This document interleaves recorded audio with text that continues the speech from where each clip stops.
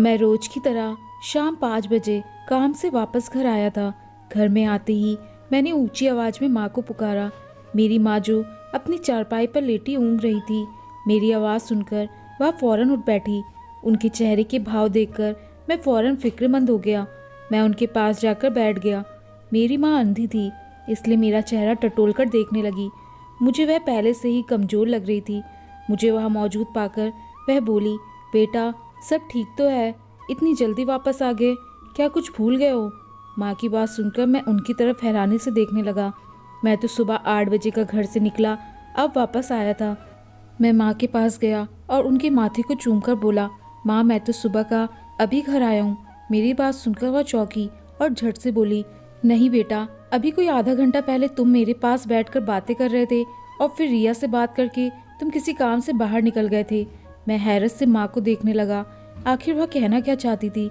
तभी मेरी पत्नी किचन से खाना लेकर बाहर निकली और दुखी सी होकर कहने लगी, माहिर आप ही समझाइए माँ जी को, मेरी तो यहाँ बात ही नहीं सुनती। सुबह से इनकी मिन्नतें कर रही हूँ कि खाना खा ले, मगर यहाँ सब मना किया जा रही हैं। अभी यहाँ तीसरी बार इनकी पसंद का खाना बनाकर ला रही हूँ। अब आप ही इन्हें समझाइए, बार बार भूल जाती हैं। कहती हैं तुमने कब मुझसे खाने के लिए पूछा। वह तो माहिर है जो मुझसे खाने के बारे में पूछ लेता है, हालांकि आप तो अब आए हैं। अपनी पत्नी की बात सुनकर मैंने उदासी से माँ को समझाया कि माँ आप वक्त पर खाना और दवाई क्यों नहीं खाती। इतनी अच्छी और ख्याल रखने वाली बहू आपको मिली है, उसके बावजूद आप अपना ख्याल नहीं रखती, ना इसे रखने दे रही हैं। मेरी माँ ज़्यादा उम्र की हो चुकी थी, इसलिए इन्हें भूलने की आदत हो चुकी थी। मेरी माँ कुछ देर के लिए खामोश हो गई और बोली कि मेरा दिल तुम्हारे हाथों से खाने खाने को चाह रहा है, बस शायद इसलिए मैंने बहू को मना कर दिया होगा, मुझे याद नहीं। माँ की बात सुनकर मैं मुस्कुराया और उन्हें खाना खिलाने लगा। मेरी माँ की आंखों की रोशनी खत्म हो चुकी थी, उन्हें कुछ भी नज़र नहीं आता था, मगर महसूस सब कर लेती थी। मेरे दिमाग में माँ के वही शब्द चल रहे थे, क्योंकि आज यह तीसरी बार था जब माँ ने मुझे ऐसा कहा था। इससे पहले भी ऐसा हो चुका था। मुझे सोचों में गुम देखकर मेरी पत्नी पूछने लगी, तो मैंने उसे अपनी माँ की बात के बारे में बताया। उसने नजरें फेर कर एक लंबा सांस लिया और बोली, माहिर आपके आने से पहले यह सो रही थी, ज़्यादा उम्र की हो गई हैं। अब माँ ने जो सपने में देखा होगा उसे ही हकीकत समझकर ऐसा कह रही होंगी। अब देखो ना, खुद ही कह रही हैं कि मुझे याद नहीं कि मैंने उन्हें खाने को पूछा है। अपनी पत्नी की बात पर इस पल में सर हिला गया। अगले दिन जब मैं काम से घर वापस आया तो बहुत ही अजीब वाकया हुआ। मेरी माँ छत के ऊपर सीढ़ियों के करीब खड़ी थी और मुझे आवाज़ें देकर कह रही थी, माही बेटा मेरे पैरों में दर्द शुरू हो गया है और कितनी देर मुझे खड़ा रहना होगा। रिया बहू जरा सहारा देकर मुझे बिस्तर तक ले जा। ये माहिर पता नहीं कहाँ चला गया है। मुझे यहाँ अकेला छोड़कर मेरा दिल उछलकर हलक तक आ चुका था। अगर माँ एक भी कदम और आगे बढ़ाती तो वह सीढ़ियों से नीचे गिर सकती थी। मैं फौरन भागकर उन तक पहुंचा और उन्हें वहां से हटाया। मेरी आवाज़ सुनकर रिया बौखलाई हुई सी पहुंची थी, मगर सवाल तो यह था कि माँ वहाँ ऊपर तक पहुंची कैसे थी। माँ सीढ़ियाँ उतरते हुए फौरन मुझसे झटक कर बोली कि पिछले 1 घंटे से मैं यहाँ खड़ी हूँ, मगर तुम न जाने मुझे छोड़कर कहाँ गायब हो जाते हो। न बहू मेरी बात का जवाब देती है और न तुम। माँ की बात सुनकर मैं चौंका था। मैंने माँ को फिर से यकीन दिलाया कि मैं अभी ऑफिस से वापस आया हूँ, मगर माँ का अंदाज देखकर मुझे सच में फिक्र होने लगी थी। एक तो मेरी माँ की आंखों की रोशनी खत्म हो चुकी थी और दूसरा उनके भूलने की बीमारी से मुझे यह डर सताने लगा था कि कहीं वह किसी दिन सीढ़ियों से ही नीचे ना गिर जाए। मेरी परेशानी देखकर मेरी पत्नी भी परेशान हो गई और फिर मेरी माँ को उनके कमरे में छोड़ने चली गई और उनसे कहने लगी, माँ जी मैं तो आपको आपके कमरे में बैठाकर नहाने गई थी, आप ऊपर कैसे पहुँच गई? मुझे यह समझ नहीं आ रहा है कि रिया मेरी माँ से कह रही थी, इसका मतलब रिया को पता नहीं था। मेरी माँ कहने लगी, यह माहिर ही तो मुझे अपने साथ छत पर लेकर गया था। मेरी माँ को ना जाने क्या क्या नजर आता रहता था। रिया उन्हें कमरे में छोड़कर फिर मेरे पास आकर बोली, देख ली अपनी माँ की हरकत आपने। अगर भगवान ना चाहे ऊपर से गिर जाती तो मेरे सर इल्जाम आता कि मैंने ख्याल नहीं रखा। मैं रिया की बात सुनकर माथे पर उंगलियां मसलते रह गया कि मैं अपनी माँ की इस बीमारी का क्या इलाज करवाऊं। मैंने कई अच्छे डॉक्टर्स को भी दिखाया था, लेकिन वह कहते हैं कि उम्र की वजह से है। मुझे सोचता पाकर मेरी पत्नी बोली, अब ज़्यादा मत सोचिए, आपकी माँ को नज़र तो कुछ आता नहीं। अब उम्र के साथ साथ इन्हें भूलने की बीमारी भी होती जा रही है। तभी वह ऐसा कहती रहती हैं। रिया की बात ठीक थी। मैंने अपनी माँ को खाना खिलाया और दवाई देकर सुला दिया। मैं इसी उलझन में शामिल था कि तभी माँ उठी और कहने लगी, बेटा मुझे दवाइयाँ दे दो, सुबह से नहीं ली है। मैं बस खामोशी से एक सांस भरकर रह गया। मेरी पत्नी का कहना सही था कि माँ को भूलने की बीमारी लग चुकी है, वरना दवा तो मैंने उन्हें खुद ही दे दी थी। कुछ देर बाद मैं माँ के कमरे से जाने लगा तो मेरी नज़र एक चीज़ पर पड़ी। मैं जिज्ञासा से बेड से उठकर ड्रेसिंग टेबल के पास गया, जिसकी दरार से मेरा पसंदीदा परफ्यूम बाहर को झलक रहा था। मेरी आदत थी कि मैं एक ही तरह की खुशबू लगाता था। मेरे पास ऐसे कई परफ्यूम थे, मगर यहाँ माँ के कमरे में यह कैसे आया था? मैंने सर झटककर उसे उठाया और अपने कमरे में आ गया। 2 दिन यूं ही गुजर गए। तीसरे दिन मेरा काम जल्दी खत्म हो चुका था। मैं खुशी खुशी घर के लिए रवाना हो गया। मैं माँ और रिया को सरप्राइज देना चाहता था। मैंने यही सोचा था कि आज खाने के बाद माँ को सुलाकर रिया को बाहर ले जाऊंगा और उसे आइसक्रीम खिलाऊंगा। जब से हमारी शादी हुई थी वह घनचक्कर बनकर रह गई थी। हम बहुत कम ही बाहर जाते थे। रिया बहुत अच्छी पत्नी साबित हुई थी। उसने आज तक मुझसे शिकवा भी नहीं किया कि मैं उसे क्यों बाहर नहीं लेकर जाता। मैं आते हुए रिया के लिए गुलाब और कलियों के गजरे भी ले आया। अभी मैं घर में आया ही था कि अंदर से कुछ आवाज़ें आने लगी, जिन्हें सुनकर मेरे कदम वहीं रुक गए। मुझे माँ का यह रवैया बिल्कुल भी अच्छा नहीं लगा था। वह रिया को डांट रही थी, जबकि रिया खामोशी से सर झुकाए उनके सामने खड़ी थी। मैं अंदर गया तो मेरी चाप सुनकर माँ फौरन खामोश हो गई और रोने लगी। वह रोते रोते बोली कि तुम्हारी पत्नी ने मेरे हाथ गर्म इस्त्री पर रख दिए। माँ रो रही थी, मगर मुझ पर इस वक्त उनकी किसी भी बात का कोई असर नहीं हो रहा था। मुझे माँ से यह उम्मीद हरगिज नहीं थी। आधा खाया हुआ खाना इनके पास पड़ा था। कुछ खाना दाग की तरह उनके कपड़ों पर अभी भी गिरा हुआ था। रही बात उनके हाथों की, तो वह लाल थे, जले नहीं थे। रिया सर झुकाए रो रही थी और फिर रोते हुए बोली, देख लिया आपने माहिर, मैंने आपकी माँ की हर सेवा की, वरना कौन बहू अपनी अंधी और भुलक्कड़ सास की इतनी देखभाल करती है। इस उम्र में इन्हें भगवान को याद करना चाहिए, मगर यह जानबूझकर आपको मेरे खिलाफ करने में लगी रहती हैं। रिया की बात सुनकर मेरी माँ का रंग उड़ गया। वह बौखलाहट का शिकार होते हुए बातें घुमाने लगी, मगर मैं कुछ भी सुने बगैर अपने कमरे में आ गया। मेरा सारा सरप्राइज और इतना अच्छा मूड अब बिगड़ चुका था। मेरे दिल में मेरी माँ के लिए अब उलझने बढ़ने लगी थी। मैं आंखों देखी बात को नहीं झुटला सकता था। वही मैंने रिया से माँ की तरफ से माफ़ी मांगी, जिस पर वह तड़प कर बोली कि कोई बात नहीं, वह बड़ी है, उम्र के इस हिस्से में ऐसा हो जाता है। उसका इतना बड़ा दिल देखकर मेरे दिल में उसके लिए और मोहब्बत बढ़ने लगी थी। मगर फिर वह उदास होकर बोली, माहिर मुझसे वादा करे, कभी माँ की बातों में आकर मुझसे नाराज नहीं होंगे।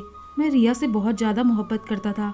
ऐसा भला कैसे मुमकिन था कि मैं किसी की बातों में आकर इससे दूर होता। मैंने इसे यकीन दिलाया कि ऐसा कभी नहीं होगा। मैं अब माँ से बहुत कम बात करता था। सुबह बाहर जाने से पहले उनसे मिलकर चला जाता और रात को आकर उनसे थोड़ी सी बात करके सो जाया करता। मगर उनका अंदाज अभी भी वही था जो मुझको अक्सर सोच में डाल दिया करता। इस शाम भी जब मैं काम से वापस घर आया तो मेरी माँ मुझे घर में पाकर बोली कि बेटा तुम इतनी जल्दी दिल्ली से वापस भी आ गए।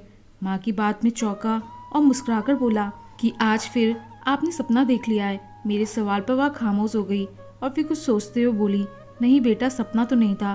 तुम मेरे पास बैठकर रिया से बातें कर रहे थे कि तुम आज रात दिल्ली जा रहे हो और फिर जैसे ही लौटोगे कुछ दिनों के लिए रिया को लेकर घूमने जाओगे। माँ की इतनी लंबी बात पर मैं सोच में पड़ गया कि यह सपना था या हकीकत। मैंने तो ऐसा कुछ नहीं कहा था। मैं ना चाहते हुए भी माँ के करीब जाकर बैठ गया और हंसकर बोला कि और क्या क्या कहा था मैंने। माँ फीकी सी मुस्कुराई और बोली, ताने मत मारो बेटा, जाओ जाकर आराम करो। जानती हूँ तुम मुझ पर यकीन नहीं करोगे, मगर मेरा मजाक मत उड़ाओ। आखिर माँ हूँ तुम्हारी। माँ के शब्द मुझ पर तीर की तरह लगे थे। मैं कुछ कहना चाहता था, मगर मेरे शब्द मुंह में ही दम तोड़ गए। मैं बगैर कुछ बोले अपने कमरे में चला गया। मेरे दिमाग में कई सोचों ने जन्म लेना शुरू किया था। मैं अब तक कहानी को एक तरफ से देख रहा था, मुझे कहानी की दूसरी तरफ से भी पर्दा हटाना चाहिए था। मैं अभी इसी सोच में गुम हो चुका था, एक ही आदमी को रोज एक जैसा सपना भला कैसे आ सकता है। कुछ तो गड़बड़ जरूर थी। मेरी माँ मेरी शादी से पहले तो कभी इतनी ज़्यादा बहकी बहकी बातें नहीं करती थी। मेरा दिमाग इस वक्त जैसे इसी बात पर थम चुका था। अगले 2 दिन ऐसे ही गुजर गए। तीसरे दिन जब मैं घर से काम के लिए निकला तो मुझ पर कुछ चोरों ने हमला कर दिया। वह मुझसे गन पॉइंट पर पैसे और मोबाइल छीनकर ले गए थे। मेरा दिल पूरी तरह घबराहट का शिकार हो चुका था। मैं यूं ही उदास सा शाम को घर गया तो माँ सामने अपने चरपाई पर लेटी हुई थी। वह पैरों की आहट पहचान कर उठ बैठी और बोली, कौन आया है? माही, यहाँ तुम हो ना? बेटा तुम वापस क्यों आ गए? माँ का वही सवाल इस बार मेरा दिमाग खराब कर चुका था। मेरा दिल पहले ही अपने नुकसान पर बुझा हुआ था। इस पर माँ के इस सवाल ने मुझे गुस्से से आग बबूला कर दिया। मैंने मेज पर पड़ी सारी चीज़ों को जमीन पर फेंक दिया और अपने बाल मुट्ठी में झगड़ने के बाद माँ के सामने हाथ जोड़कर बोला कि ऊपर वाले के लिए अब बस भी कर दिया करो। तंग आ गया हूँ आपके इन सवालों से। आप पूरी तरह पागल हो चुकी हैं। हर वक्त मैं आपको हर जगह नजर आता रहता हूँ। आपके इस तरह के फालतू के सवालों ने मेरी जिंदगी नर्क बनाकर रख दी है। बस इस पल मेरे मुंह में जो आया मैं बोलता चला गया। माँ बस एक जगह देखती बैठी रह गई। भागती दौड़ती रिया वहाँ पहुँच गई। मुझसे इस कदर गुस्से में देखकर वह कहने लगी, आप क्यों इस लहजे में माँ जी से बात कर रहे हैं? जानते तो हैं कि वह बूढ़ी हो चुकी है, उनका क्या कसूर है? मैंने कहा मैं तंग आ गया हूँ इनके फालतू के सवालों से। रिया मुझे अपने कमरे में ले आई। मेरी यूँ चिल्लाने से मेरा सांस बुरी तरह फूल रहा था। कमरे में आकर मैं लंबे लंबे सांस लेने लगा। बात आई गई हो गई। एक बार मैं घर में आया तो मेरी माँ मुझे देखकर इस बार कुछ नहीं बोली। शायद मेरे कल वाले रवैये को याद करके वह खामोश ही रह गई थी। मैंने पहली बार माँ से इस लहजे की बात की थी। मुझे अपनी गलती का एहसास हुआ तो मैं उनसे माफ़ी मांगने लगा। उन्होंने अपने दुपट्टे के पल्लू से अपनी आंखों में आने वाली पानी साफ किया और फिर कहने लगी, कोई बात नहीं, तुम्हें अपनी गलती का एहसास हो गया है, अच्छी बात है। मेरे दिल को अजीब सी बेचैनी ने जकड़ लिया था। मैंने आस पर नजरें दौड़ाई। मेरी पत्नी कहाँ थी? किचन भी खाली था। मैंने उसे कई आवाज़ें दी थी मगर उसका कोई जवाब न आया। मुझे हैरानी हुई थी। तभी माँ दीवारों का सहारा लेती मेरे कमरे तक पहुंची और बोली कि बेटा रिया तो अपने मायके चली गई है, भूल गए क्या? कुछ देर पहले तुम खुद ही तो उसे लेने आए थे। माँ के शब्द मुझ पर किसी बम की तरह गिरे थे। मैं हैरान सा माँ को देखने लगा। मेरा मोबाइल भी चोरी हो चुका था, वरना फ़ोन करके रिया से पूछ लेता कि वह मायके जाने से पहले मुझसे अनुमति क्यों नहीं लेकर गई। मैंने घर में मौजूद दूसरे मोबाइल से रिया को कॉल मिलाई, जिसे कुछ देर के बाद रिया ने उठाया।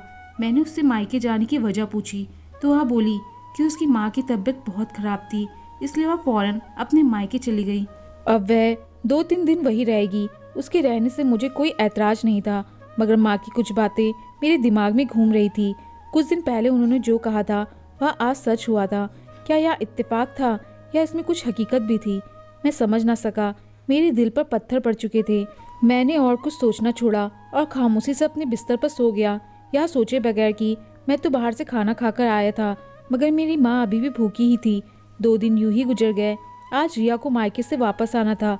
मैं खुश था, मगर इस बात से अनजान कि आज का दिन मेरी जिंदगी का सबसे बुरा दिन होने वाला है। मैं आज काम से आधी छुट्टी लेकर घर आ रहा था। अभी मेरी गाड़ी घर से कुछ दूरी पर ही थी कि जो मंजर मेरी नज़रों में आया, उसे देखकर मेरा खून जैसे नसों में जमने लगा था। मेरी पत्नी रिया किसी लड़के के साथ गाड़ी से उतरी थी और वह दोनों घर के अंदर जा रहे थे। मेरा दिमाग बिल्कुल सुन्न हो चुका था। यह लड़का ना उसका भाई था, ना ही कोई रिश्तेदार। मैंने बहुत मुश्किल से खुद को संभालते हुए खामोशी से घर के आधे खुले दरवाजे से अंदर का मंजर देखा तो तभी एक और धक्का मेरा इंतजार कर रहा था। मेरी माँ किसी से बातें कर रही थी और वह आदमी हूबहू मेरी ही आवाज में उनसे बातें कर रहा था। मैं हक्का बक्का वही खामोश खड़ा सब सुन रहा था। मेरी माँ उनसे पानी मांग रही थी। वह जैसे बेहोशी की हालत में लेटी थी। तभी रिया ने पानी से भरा गिलास धार बनाते हुए मेरी माँ की आंखों में उड़ेलने शुरू कर दिया और फिर कमीनी हंसी हंसकर बोली, पता नहीं कब मरेगी यह कबाब में हड्डी। शुक्र है अंधी है, वरना कब की राज पास कर चुकी होती। मेरी पत्नी की इस बात पर वह व्यक्ति हंसा था। मेरा दिल तो जैसे धड़कना ही भूल चुका था। मेरी पत्नी उस गैर आदमी के हाथों में हाथ डाले खड़ी मुस्कुरा रही थी। मेरे दिमाग में आंधियां चल रही थी। मेरी पत्नी मुझे इतना बड़ा धोखा कैसे दे सकती है? मैंने कभी भी नहीं सोचा था। मैं फौरन आगे बढ़ा, घर में गया और उस व्यक्ति को गिरेबान से पकड़कर मारने लगा। रिया मुझे वहां से देखकर बौखलाकर पीछे हटी, जबकि मेरी माँ बेहोशी की हालत में शोर सुनकर रोने लगी। मैंने उस आदमी को मारकर वही पटका और फिर रिया की तरफ चलने लगा, जो एक कोने में सहमी खड़ी थी। मेरी आंखों में गम और गुस्से से आंसू आ चुके थे। मुझे वहां से धोखा मिला था, जहाँ से उम्मीद ही नहीं थी। वह डर से मेरे पैरों में गिरकर माफ़ी मांगने लगी। वह रोते हुए बोली, मुझे माफ़ कर दो, इसमें मेरा कोई कसूर नहीं। यह लड़का मुझे फंसा रहा था।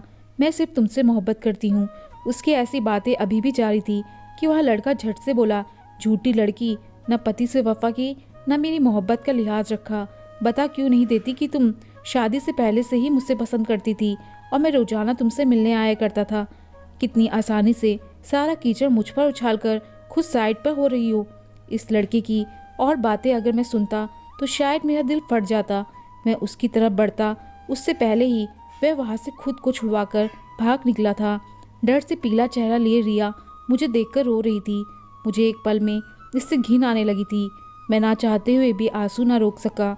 वह कभी मेरी माँ के पैरों में गिर रही थी तो कभी मेरे पैरों में गिर गिर कर गिड़गिड़ा रही थी। इसकी खातिर मैंने अपनी माँ पर शक किया था। मैंने कपकपाते लोगों से उसे सिर्फ इतना कहा कि तुम इस काबिल नहीं रही कि अब मैं तुम्हें थप्पड़ मारने के लिए अपना हाथ गंदा करूं। तुमने मेरे साथ बेवफाई की है, मेरी माँ को सताया है और मुझे उनके खिलाफ किया है। मैंने अपनी पत्नी को उसी वक्त घर से निकाल दिया। वापस आकर रोते हुए अपनी माँ को पानी पिलाया और फिर उनके कदमों में गिरकर कितनी ही देर तक रोता रहा। मैंने उनकी बातों पर यकीन नहीं किया था, जबकि वह हर बार मुझे सच बताती रही। माँ ने मुझे अपने करीब बैठाया और मेरे आंसू पोंछते हुए बोली, बेटा, मैं तो तुम्हारा घर बचाने के लिए कितने दिनों से खामोश थी। तुम्हारी पत्नी ना मुझे वक्त पर खाना देती थी और ना ही दवा। पता नहीं वह कौन सी गोली मुझे ज़बरदस्ती खिलाती थी, जिसके बाद मुझे लगता मेरा सर हवाओं में घूम रहा है। मैं बहकी बहकी बातें करने लगती थी, लेकिन वह बातें होती सच थी। वह मुझे बता रही थी कि रिया उन्हें पूरा दिन भूखा रखती थी, मगर हाँ, तुम्हारे आने से पहले मेरे सामने खाना जरूर रख दिया करती थी ताकि तुम्हें शक ना हो। वह आदमी आवाज़ निकालने में माहिर था, इसलिए मेरी आवाज़ मेरी माँ के सामने निकाल कर उससे बातें करता था। मेरी पत्नी के साथ भी हर तरह के संबंध बना चुका था। मेरी माँ को नींद की दवा मेरी पत्नी ज़बरदस्ती खिलाती थी। मेरी माँ का हाथ भी उसने जलाया था, लेकिन इतना नहीं कि मुझे उस पर शक होता। मेरी माँ रो रो कर हर बात मुझे बताती रही, फिर कहने लगी, जानते हो बेटे, मुझे तकलीफ उसके रवैये से नहीं, तुम्हारी बातों से होती थी। वह तो पराई थी, मगर तुम तो मेरे बेटे थे। फिर भी मेरा दिल दुखाते रहे। माँ के नरमी से बोले गए यह शब्द मेरा शरीर झंझोड़ चुके थे। मैं दहाड़े मार मार कर रोने लगा और उनसे माफ़ी मांगने लगा। उन्होंने मुझे फिर से सीने से लगा लिया।